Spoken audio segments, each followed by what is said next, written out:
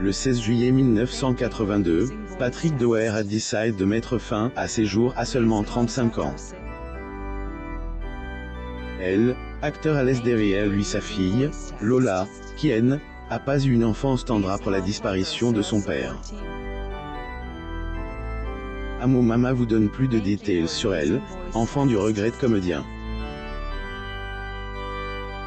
En plus de n'avoir aucun souvenir de son papa, Lola Doer a aussi passé une grande partie de son enfance loin de sa mère.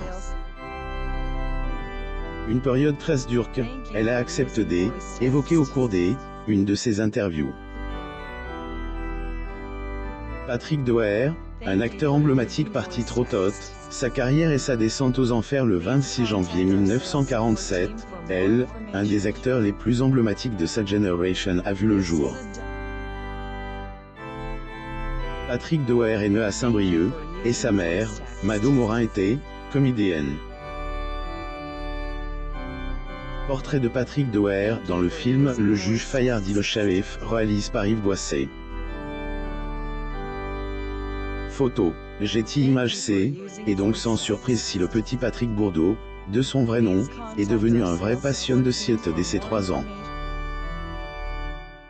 C'est aidé, ailleurs durant cette même époque que le défunt homme monte sur scène pour la toute première fois dans la pièce, Degré Primrose, plus ou moins. Notons que sa maman y jouait également. Il est aussi apparu dans des autres pieces, telles que Degré Misère et Noblesse, plus ou moins et Degré Prof de famille, plus ou moins dans les années 50. En même temps, celui-ci faisait également son entrée dans le monde du 7e art avec le film Degré Monsieur Fabre, plus ou moins sorti en 1951. C'est à partir de en 1967 que Patrick Doer a atteint une certaine notoriété en apparaissant dans Degré Jean de la Tour Miracle, plus ou moins.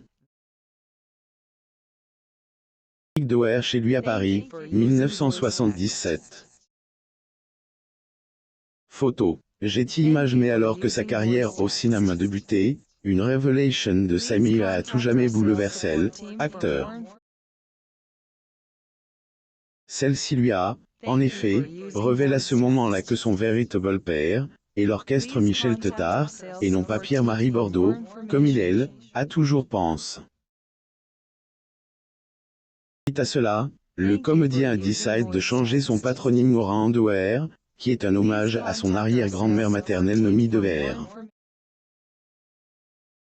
Alors que sa carrière semble se dérouler à merveille vers les années 70 et 80, Patrick Doer tombe dans une dépendance aux substances illicites. Une mauvaise habitude qui lui, a rendu de moins en moins stable pendant les tournages. Doer sur le tournage de Beau-père de Bertrand Blier, 1981. Photo, Getty Images. Cette dépendance lui a aussi collé à la peau le statut du garçon violent, ce qui lui a valu ses divers personnages écorches vifs dans les films. Malgré ses mauvaises habitudes, Patrick Doer n'a pas oublié le monde du cinéma. Acteur avait continué d'enchaîner ses apparitions dans des fictions jusqu'à sa mort. Retour sur le jour de son suicide. Bien qu'il continuait de briller dans l'univers de 7e art, cela n'avait pas empêché Patrick Doer de faire face à des difficultés financières. Et en plus des problèmes de ses problèmes d'argent, le comédien vivait également une peine de ses droits d'auteur dans les années 80. Patrick Doer, Cave de la Gare, 1980. Photo, Getty Images. Cette année-là, le défunt homme était se part de la mère de son enfant, Elisabeth Malvina Chalier, connue sous le nom d'Elsa. Qui a fait déborder le vase, et le 16 juillet 1982 il était de roule. Patrick Doer répétait avec Claude Lelouch et Evelyne Wheelerst, il a reçu un coup de téléphone de la part de son ex-compagne. Celle-ci lui a dit qu'il ne reverra plus jamais sa fille, plus ou moins Lola, ce qui a beaucoup affecté elle, acteur. Suite à ces propos, Patrick a décidé de rentrer subitement chez lui et de mettre fin à ses jours. Par la suite, il est tué avec une arme que Coluche lui a donnée. Que ce dernier, qui était elle, ami du papa de Lola, entretenait une relation avec Elsa à elle, époque. Patrick Doer chez lui à Paris, 1977. Photo. Getty Images. Le comédien est mort à seulement 35 ans, laissant derrière lui son unique enfant avec Elisabeth Malvina Chalier. Lola en difficulté après sa mort, elle choisit la voie de son père des années plus tard. Lola de ORN, avait que 3 ans lorsqu'elle avait perdu à jamais son père. Alors qu'elle apprenait à vivre sans figure paternelle, la belle brune fait aussi face à elle, absence constante de sa maman dans sa vie. En effet, suite à la disparition de Patrick Doer, Elsa, qui faisait le deuil de elle, homme qu'elle aimait, avait préféré laisser Lola à la charge de ses grands-parents maternels. Ayant grandi avec un grand-père centralin et une grand-mère directrice des écoles, la fille de elle, acteur, affirme que ce n'était pas toujours la joie à la maison. L'étude, est aussi un échec total pour la belle brune. Hélène a une envie, et de vivre avec sa mère, qui lui rendait quand même visite de temps en temps, et lui avait promis de la reprendre un jour. Une promesse qui a visiblement été tenue par Elsa, puisque durant sa 5e, Lola a vécu au code de celle qui, elle, a mise au monde à Paris. Degré. Ce fut ma meilleure année scolaire. Plus ou moins, a-t-elle confié.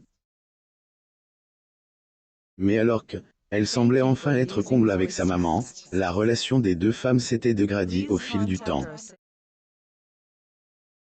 En plus d'être punie, degré sans raison, plus ou moins Lola a également eu, degré honte, plus ou moins de sa mère qui venait la chercher à elle, école avec un, degré jean de chire, plus ou moins. Classe different de ceux des autres parents des élèves qui habillés en, degré BCBG, plus ou moins à procédure.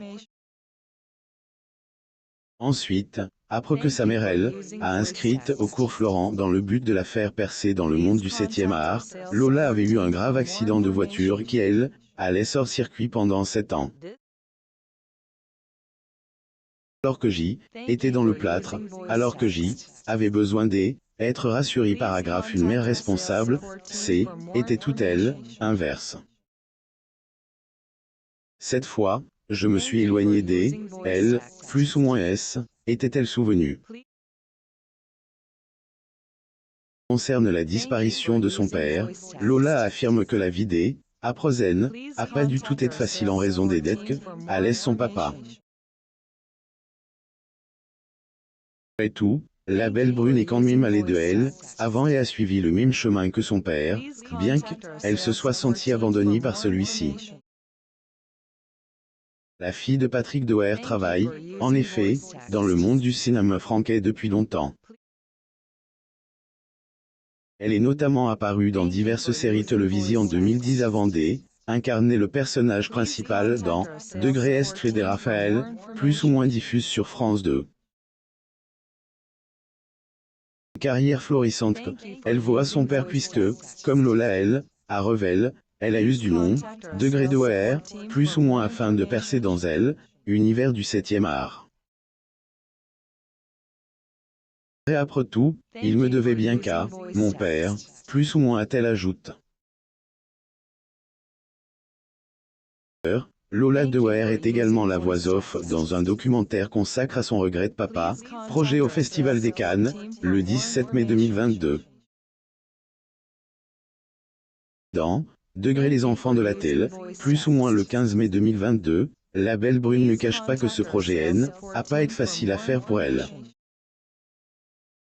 Degré. Je ne connais la voix de mon père qu'à travers des films et là, on a retrouve des choses inédites, où entend la voix de mon père, où il parle de lui, de ses filles, de sa famille, plus ou moins a-t-elle dit.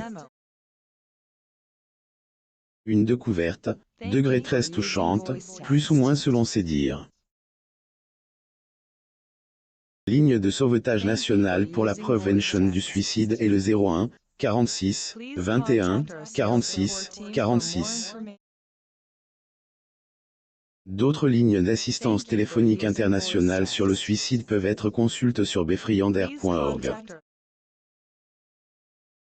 Lire aussi. Hémorragie et caillots de sang de la taille. Lola Dewaer, dont le père s'est tué lorsqu'elle avait 3 ans, parle de ses problèmes de sang. Abonnez-vous à Mon Mama sur Google News.